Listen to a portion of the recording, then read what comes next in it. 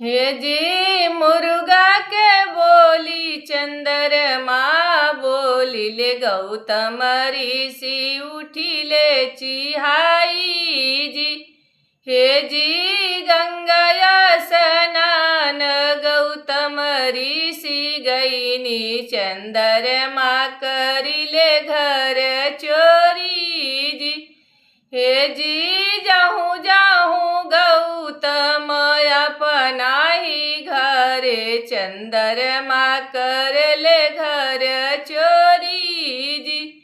हे जी मृगा के छाले गौतम ऋषि मरनी चंद्रमा जे खिलिले आकाश जी। हाजी जाहूँ तू अहिला पत्थर होई जा चंद्रमा करले घर चोरी जी।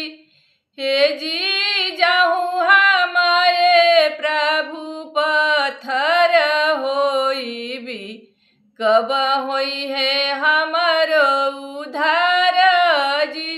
हे जी जब उजे होई हन राम अवतरवा तबे होई है तहरो